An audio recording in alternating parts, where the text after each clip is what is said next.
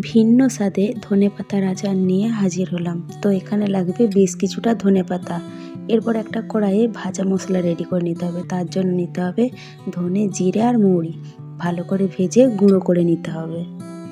এরপর কড়াইতে সামান্য সাদা তেল দিয়ে ধনেপাতাগুলিকে অল্প নাড়াচাড়া করে ভেজে নিতে হবে।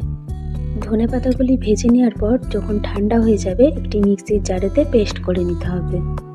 এরপর কড়াইয়ে সরষের তেল গরম করে তাতে দিয়ে দিতে হবে বেশ কিছুটা রসুন কুচি। একটু নাড়াচাড়া করে দিয়ে দিতে হবে কুচানো কাঁচা লঙ্কা আর শুকনো লঙ্কা। বেশ ভালোভাবে ভাজা হয়ে যাওয়ার পর দিয়ে দিতে হবে ধনেপাতার পেস্ট। একটু নাড়াচাড়া করে মশলার সাথে মিশিয়ে নেওয়ার পর দিয়ে দিতে হবে বেশ কিছুটা তেঁতুলের পাল্প। তারপরে দিয়ে দিতে হবে পরিমাণ মতো লবণ, হলুদ গুঁড়ো, ভালো রং হওয়ার জন্য দিতে হবে কাশ্মীরি লঙ্কার গুঁড়ো আর পরিমাণ মতো চিনি। বেশ কিছুক্ষণ নাড়াচাড়া করার পর যখন ঘন হয়ে আসবে তখন দিয়ে দিতে হবে আগে থেকে ভেজে গুঁড়ো করে রাখা মশলাটি। সব কিছু ভালোভাবে মিশিয়ে নিলেই ধনেপাতার আচার তৈরি।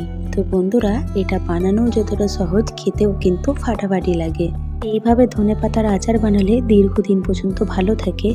তো আপনারাও বাড়িতে বানিয়ে দেখতে পারেন, আশা করি ভালো লাগবে।